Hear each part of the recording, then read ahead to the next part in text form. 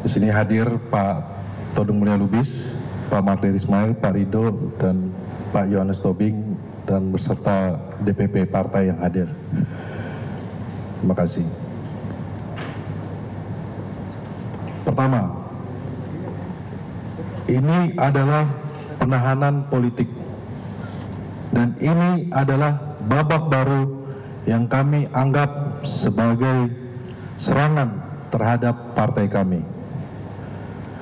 Penahanan ini membuktikan informasi bahwa Sekjen PDI Perjuangan Hasto Kristianto memang ditargetkan untuk ditahan sebelum Kongres Partai. Mengapa ditargetkan? Karena peran seorang Sekjen sangat penting dalam sebuah organisasi partai politik. Penahanan ini adalah salah satu bagian dari operasi politik mengaut-aut partai. Tidak ada urgensi untuk melakukan penahanan.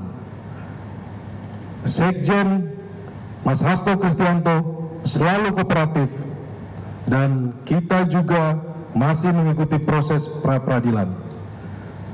Kalau alasan untuk melarikan diri, Mas Hasto tidak akan kemana-mana dan selalu patuh dan datang setiap kali dipanggil. Sebagai Sekjen partai, beliau juga sedang sibuk mengerjakan banyak agenda partai, termasuk menyiapkan Kongres, jadi tidak mungkin akan lari.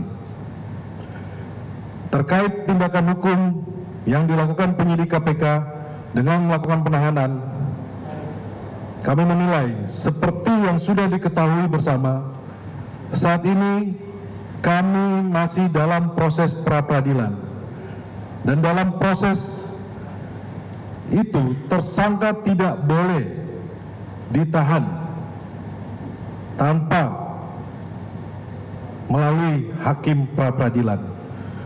Penyidik KPK tidak mengindahkan proses pra-peradilan, kendati Pengadilan Negeri Jakarta Selatan telah menjadwalkan persidangan, bahkan telah menentukan hakim yang akan mengadili perkara ini.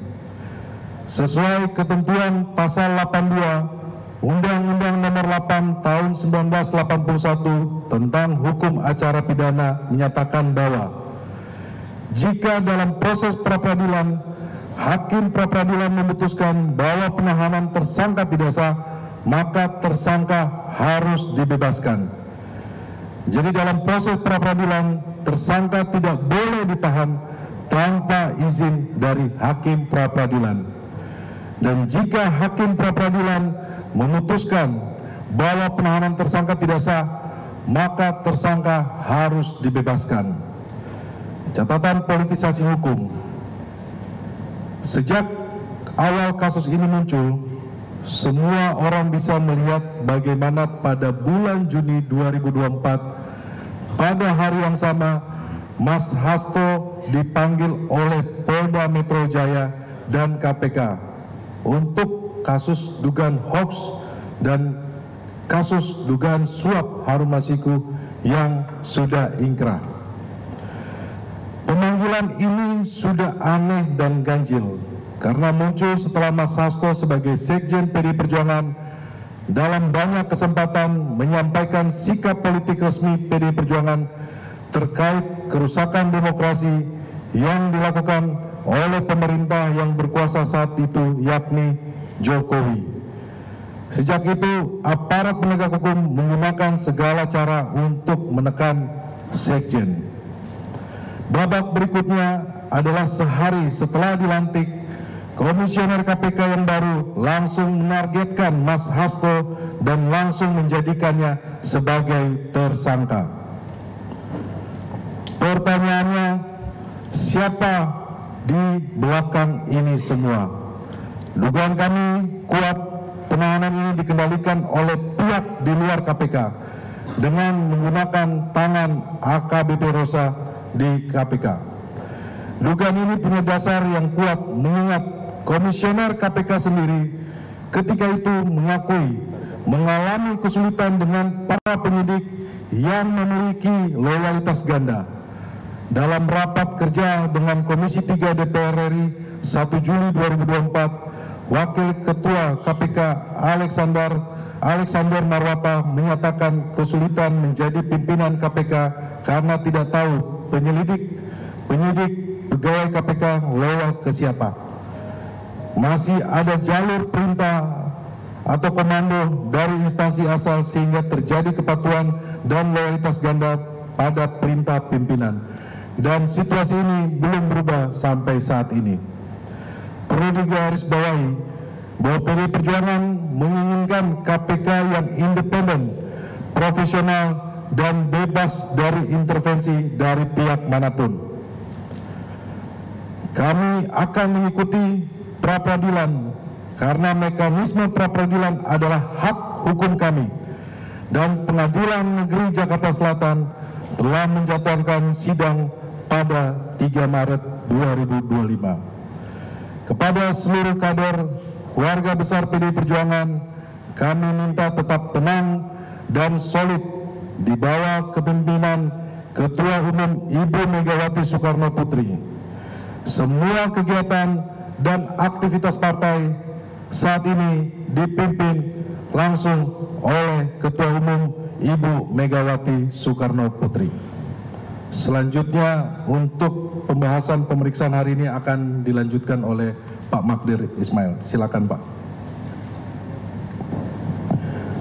Terima kasih saudara-saudara. Assalamualaikum warahmatullahi wabarakatuh.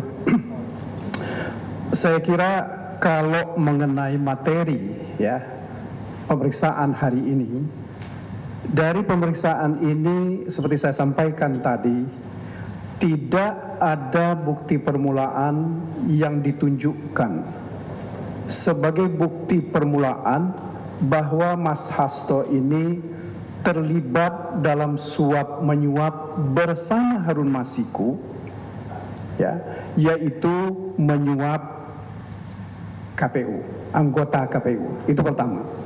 Kemudian kedua, dalam pemeriksaan juga hari ini tidak ada bukti permulaan yang ditunjukkan atau dikonfirmasi bahwa Mas Hasto ini sudah melakukan perintangan penyidikan. Jadi kalau dari sisi bukti permulaan tentang penetapan sebagai tersangka, ya, belum ada yang jelas dikonfirmasi kepada Mas Hasto. Sehingga, dan inilah kan yang selama ini menjadi argumen kami di dalam pra-peradilan. Itu yang pertama yang ingin saya sampaikan. Kemudian yang kedua, proses pemeriksaan ini sendiri lebih banyak berkisar kepada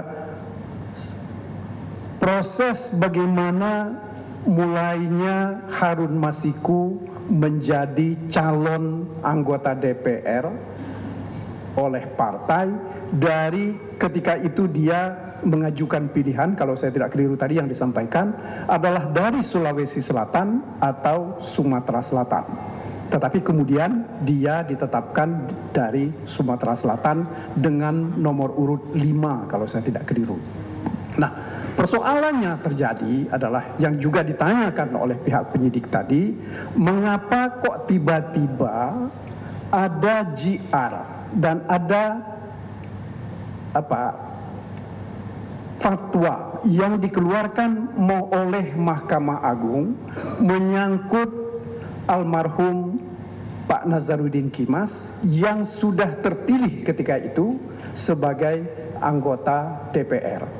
Nah, itu yang dijelaskan oleh Mas Hasto bahwa terjadinya JR dan juga permohonan fatwa itu karena tidak ada dalam aturan KPU yang menyatakan bahwa kalau ada seorang calon anggota DPR terpilih, kemudian sebelum terpilih itu dia meninggal dunia, maka persoalan suaranya itu akan diletakkan atau akan diberikan kepada siapa. Nah, inilah salah satu persoalan pokok yang ditanya kepada Mas Hasto.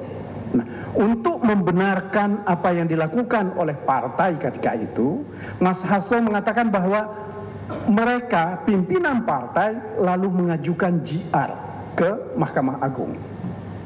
Karena tidak ada aturan, Mahkamah Agung menganggap bahwa karena orang ini dicalonkan oleh partai, seharusnya suara ini dikembalikan kepada kebijakan partai. Akan tetapi sekali lagi, ini yang tidak dilaksanakan oleh pihak KPU. Karena tidak dilaksanakan oleh pihak KPU, maka diajukan permohonan fatwa oleh partai.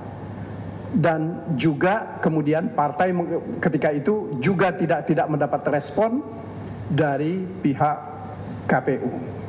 Nah, di dalam hal sesudah adanya JR dan sesudah adanya fatwa ini, baru partai mengajukan nama, yaitu nama Harun Masiku. Karena menurut kedua putusan Mahkamah Agung dan fatwa Mahkamah Agung itu diserahkan sepenuhnya kepada partai.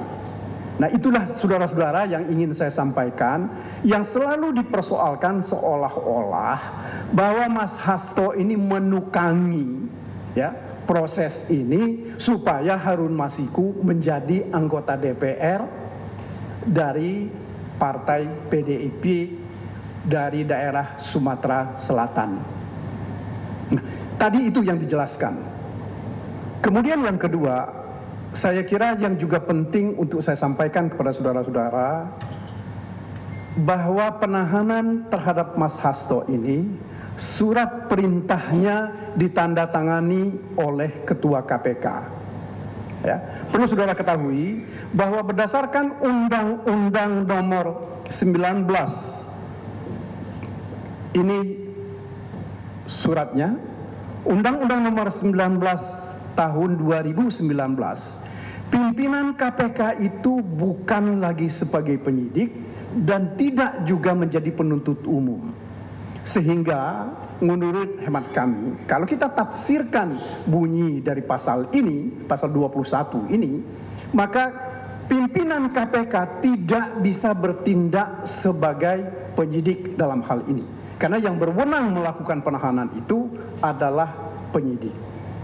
Ya, jadi yang saya ingin sampaikan secara tegas bahwa surat perintah penahanan ini tidak sesuai dengan ketentuan Undang-Undang KPK.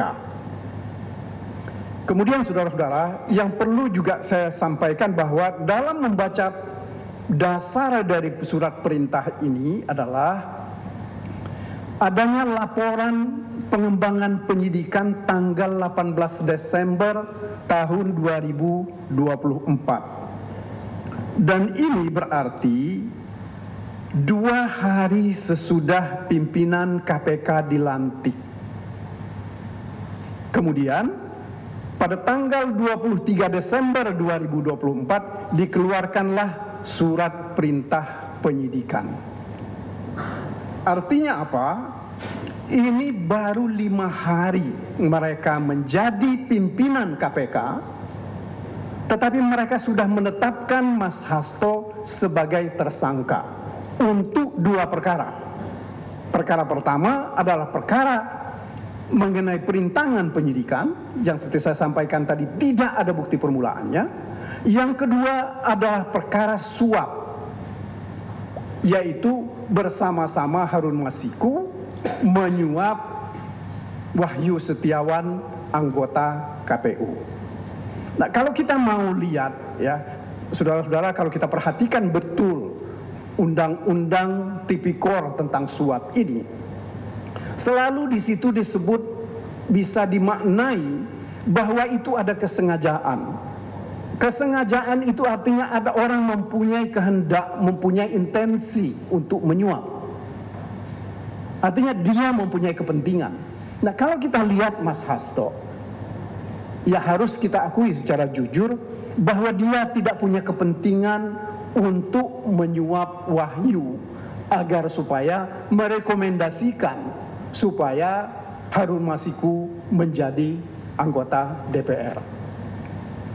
Satu lagi saya kira, apa yang dilakukan oleh Mas Hasto terkait dengan surat-surat keputusan atau surat-surat yang disampaikan oleh partai itu sepenuhnya menjalankan kewenangan yang diberikan atau amanat yang diberikan oleh pimpinan partai kepada beliau sebagai sekjen.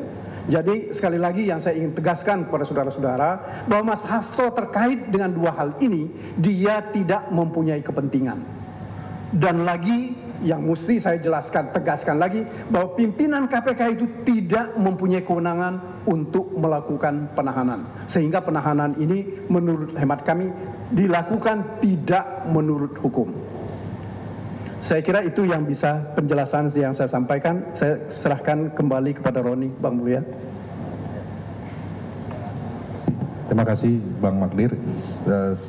Selanjutnya akan disampaikan beberapa poin dari Bang Todung Mulia Lubis. Waktu dan tempat kami persilakan.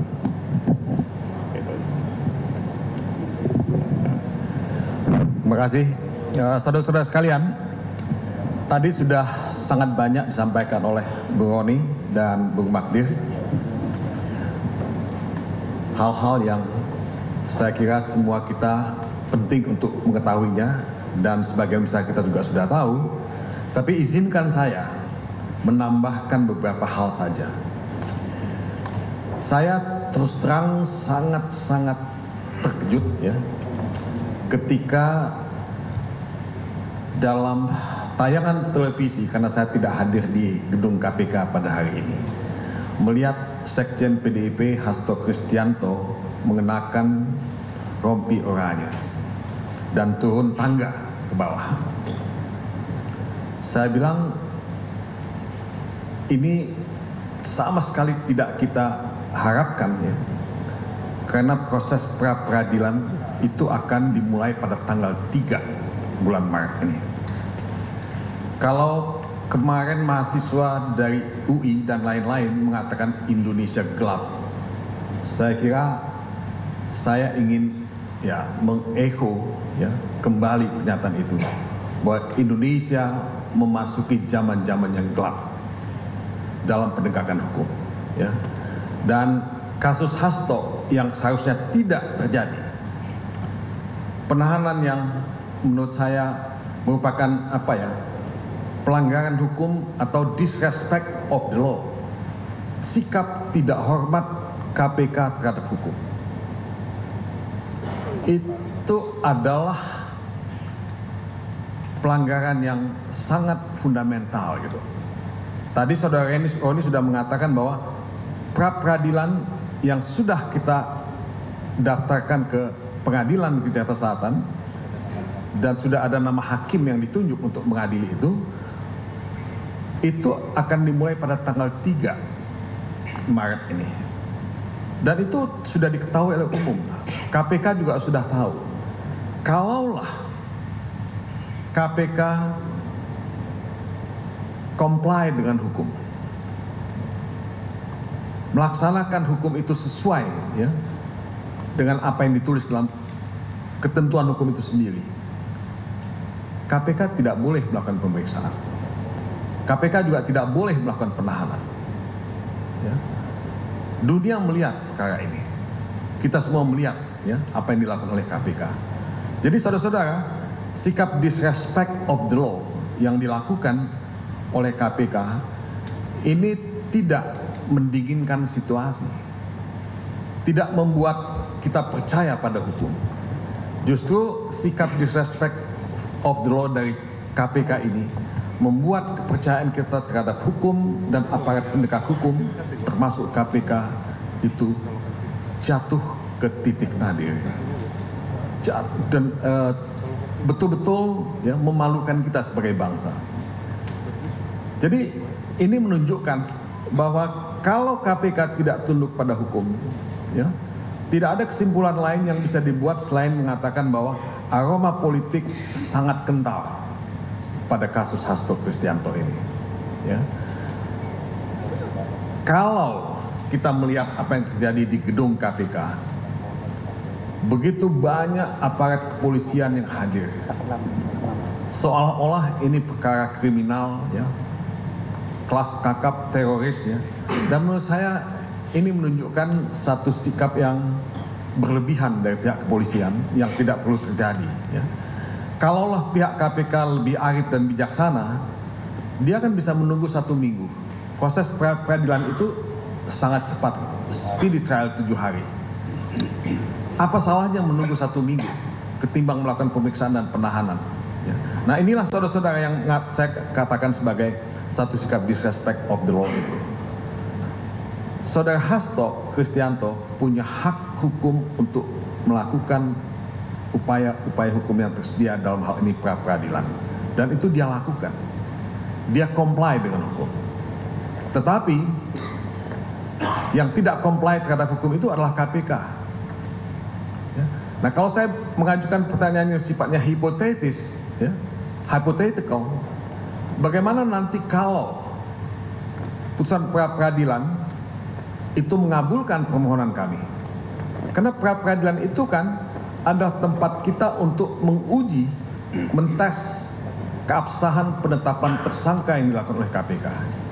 Ketika pra-peradilan memutuskan, ya, menerima permohonan pra-peradilan kami, kan itu berarti penetapan tersangka itu tidak sah. Nah hal-hal semacam ini kalau terjadi, kan KPK mempermalukan dirinya sendiri. Ini yang saya kira sih bisa kita lihat, ya, sebagai sikap tidak, ya, arif dan bijaksana, sikap disrespect for the law yang dilakukan oleh KPK ini.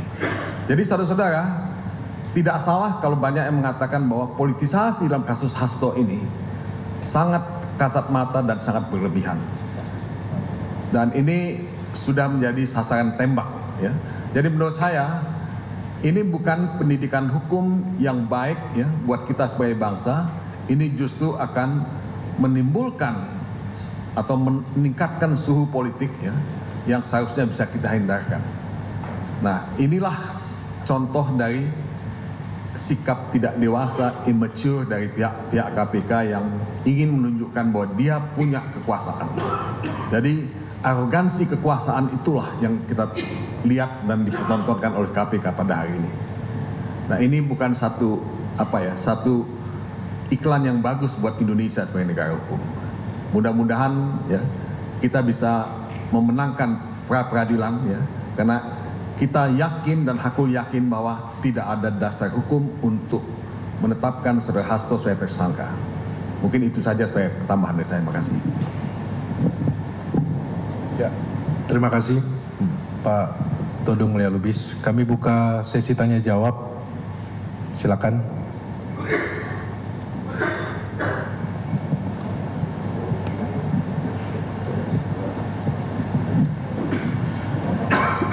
Dari media mana dan sebutkan nama. Saya buka 3 pertanyaan saja cukup. Ya, silakan. Izin, saya Charlie dari Forum Keadilan. Pak, dengan ditahannya Pak Hasto, siapa pengganti Sekjen PDIP? Itu yang pertama. Yang kedua, Pak, izin, dengan ditahannya Pak Hasto, apa rekaman yang di Rusia akan dibongkar, Pak? Apa yang kedua?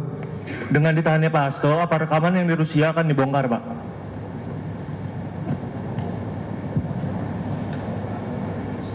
Oke, berikut. Ya, silakan. Biar jawabnya sekaligus. Cek, ya, kasih Bang Roni.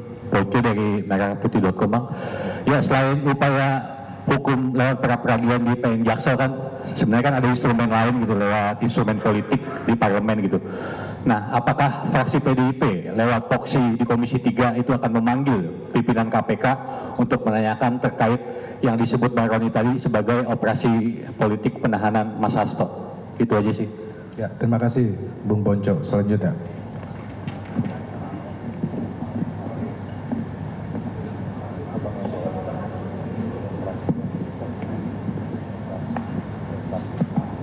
Selamat malam, Mas Roni. Saya Gi dari era.id, izin bertanya. Dalam 2 hari terakhir ini ada 3 kader PDIP yang ditahan kemarin. Ada Mbak Ita dan suaminya, hari ini dan Mas Hasto. Dari PDI Perjuangan sendiri menanggapi ini seperti apa? Apakah ada kesengajaan dari KPK? Seperti yang tadi disebutkan bahwa ini merupakan upaya mengacak-ngacak partai gitu. Tanggapannya seperti apa, Mas, atas 3 penahanan kader PDI Perjuangan? Sekian, makasih. Ya, silakan. Kalau yang soal Baik, ini soal politik ya. Jadi menyangkut tadi 3 pertanyaan saya jawab satu. Sehubungan dengan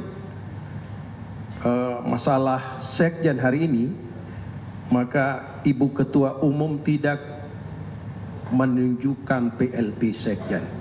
Komando dikendalikan langsung oleh Ketua Umum Megawati Soekarno Putri. Ya. Bisa? Sudah menjawab 3 ya? Dan sebelum saya akhiri, karena saya kira sudah cukup ya Pak Roni. Sebelum saya akhiri, termasuk tadi keterangan fraksi, semua harus tunggu komando dari Ketua Umum Megawati Soekarno Putri. Karena fraksi itu adalah perpanjangan tangan dari DPP partai.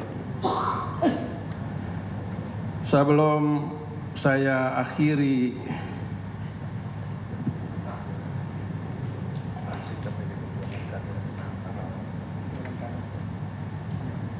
tadi tangkap-tangkap sebenarnya tidak perlu ditanyakan. Tadi sudah bilang ini urusan bukan urusan hukum tapi urusan politik sebenarnya. Hukum yang dipolitisir. Sasaran adalah kepada PDI Perjuangan. Lalu kader-kader diangkat satu-satu. Jadi jelas urusannya.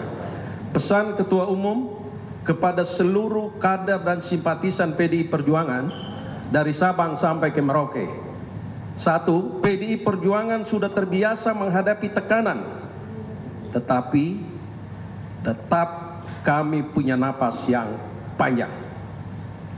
2. Jaringan PDI Perjuangan diminta tetap tenang, tetap bersiap siaga untuk menghadapi situasi yang terburuk. 3. Sehubungan dengan itu, Ketua Umum mengambil alih komando dan tidak menunjuk PLT sekjen. Terima kasih. Selanjutnya, Baik, terima kasih. tepuk tangan dong. Selanjutnya sekali lagi saya atas nama DPP Partai, ini ada Pak Ganjar, ada Mbak Yanti, ada Mas Syukur, Pak Mindo, ada Mbak Ning, ada Dedi, ada Adian ganteng sebelah. Kita ini dalam keadaan siaga diam karena perintahnya semua kader simpatisan tidak boleh ngomong hal ini. Kita harus menunggu komando. Ya, sekaligus ini jadi pengumuman buat seluruh kader dan simpatisan PDI Perjuangan. Semua tetap dalam keadaan siaga menunggu satu komando dari Ketua Umum PDI Perjuangan.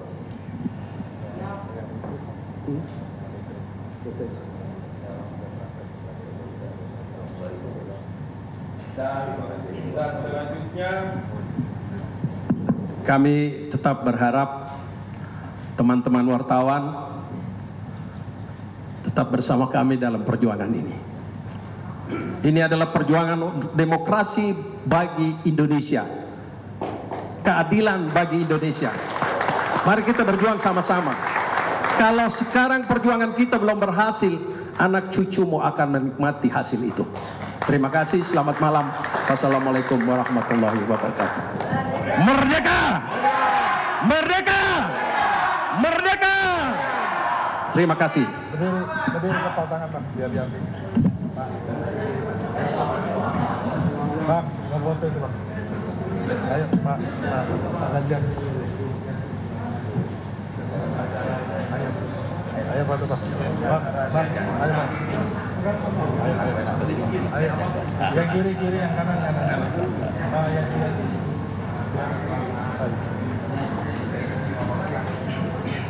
Sini Bang. Oke, ya. Sabar.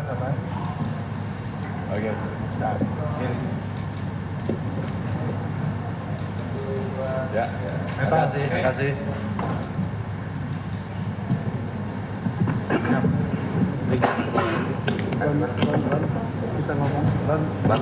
Kita ngomong di bawah dulu ya. Terima kasih Bang.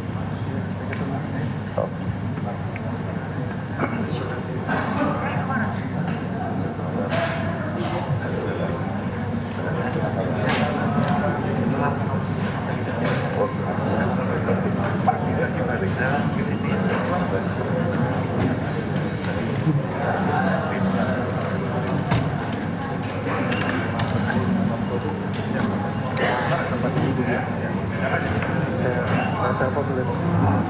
Pak Mahfud di sana.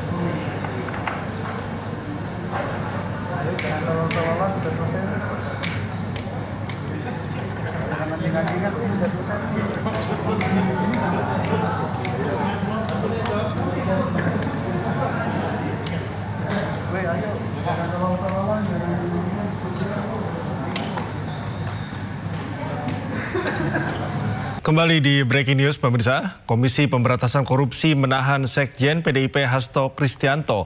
Hasto ditahan selama 20 hari ke depan.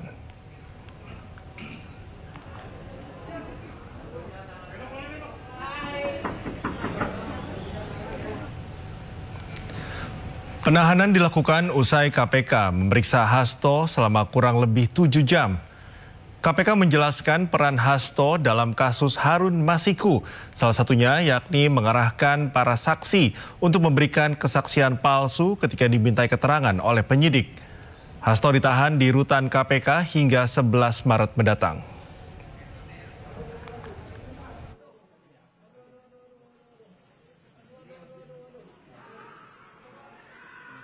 Selain itu, Saudara HK mengumpulkan beberapa orang terkait dengan perkara Harun Masiku dan mengarahkan agar orang-orang tersebut pada saat nanti dipanggil oleh KPK tidak memberikan keterangan yang sebenarnya, di mana diduga tindakan tersebut bertujuan untuk merintangi serta mempersulit proses penyidikan perkara suap yang Ditahan KPK, Sekjen PDIP Hasto Kristianto mengaku akan bertanggung jawab.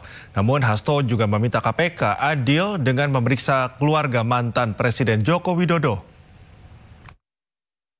Masyarakat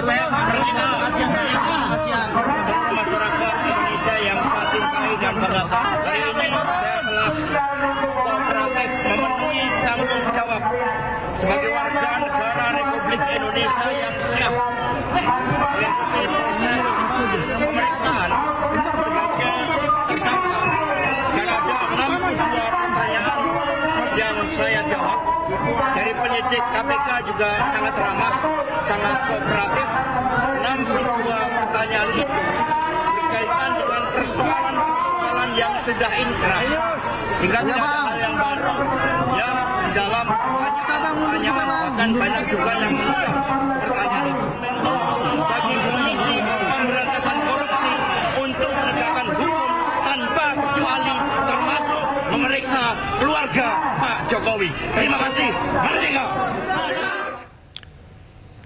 Pengacara Hasto Kristianto, Magdir Ismail, menyebut pihaknya akan melakukan perlawanan secara hukum terkait penahanan Sekjen PDIP. Sementara politisi PDI Perjuangan Adia Dapitupulu menyebut penahanan Hasto bukan akhir, namun awal dari sebuah perjuangan. Cukup tua, nggak semudah dulu lagi.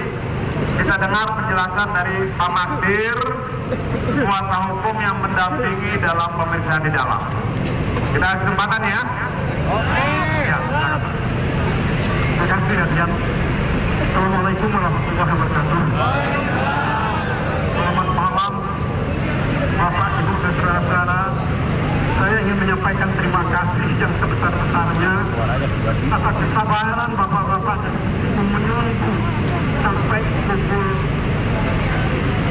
6:30. Hampir 7 dari pagi. Saya perlu sampaikan bahwa terhadap Mas Hasto dilakukan penahanan waktu 20 hari. Alasan penahanan mereka katakan sesuai dengan ketentuan pidana pidana. Maka tetapi saudara-saudara, kalau kita lihat secara substansial, alasan penahanan yang disebut oleh Undang-Undang Acara Pidana itu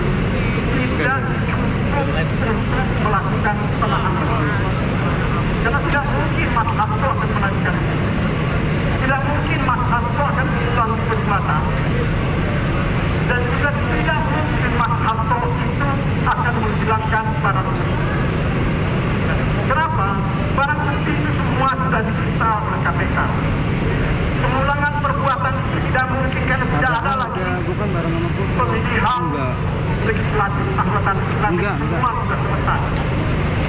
Dan ketiga, tidak mungkin juga dia memulaikan diri karena itu mudah orang mengenal Mas Hasto. Saya kira semua kita bisa tahu dengan mudah dan jauh melihat siapa itu Hasto. Karena itu kalau kita mau jujur melihat persoalan ini secara hukum, tidak ada alasan untuk melakukan penahanan. Demikian, ya, kami ingin sampaikan kepada saudara-saudara, ini bukan akhir. Ini adalah awal kita melakukan perlawanan. Jukan PLT Sekjen. Komando dikendalikan langsung oleh Ketua Umum Megawati Soekarno Putri. Ya. Bisa? Sudah menjawab tiga-tiga ya? Dan sebelum saya akhiri, karena saya kira sudah cukup ya Pak Roni ya? Sebelum saya akhiri, termasuk tadi keterangan fraksi, semua harus tunggu komando dari Ketua Umum Megawati Soekarno Putri. Karena fraksi itu adalah perpanjangan tangan dari DPP partai.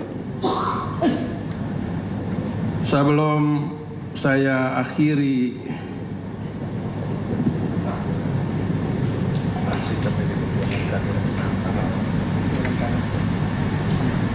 tadi tangkap-tangkap sebenarnya tidak perlu ditanyakan. Tadi sudah bilang ini urusan bukan urusan hukum tapi urusan politik sebenarnya. Hukum yang dipolitisir. Sasaran adalah kepada PDI Perjuangan. Lalu kader-kader diangkat satu-satu. Jadi jelas urusannya. Pesan Ketua Umum kepada seluruh kader dan simpatisan PDI Perjuangan dari Sabang sampai ke Merauke. Satu, PDI Perjuangan sudah terbiasa menghadapi tekanan.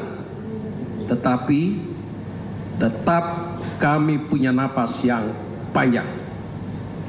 Dua, jaringan PDI Perjuangan diminta tetap tenang, tetap bersiap siaga untuk menghadapi situasi yang terburuk. Ketiga, sehubungan dengan itu, Ketua Umum mengambil alih komando dan tidak menunjuk PLT Sekjen. Terima kasih. Selanjutnya, baik, terima kasih. Tepuk tangan dong. Selanjutnya sekali lagi saya atas nama DPP Partai. Demikian breaking news kali ini. Pemirsa, sesaat lagi program Ainus Malam akan hadir yang akan dipandu bersama rekan Aulia Wardani. Saya Cika Mutazam, terima kasih dan sampai jumpa.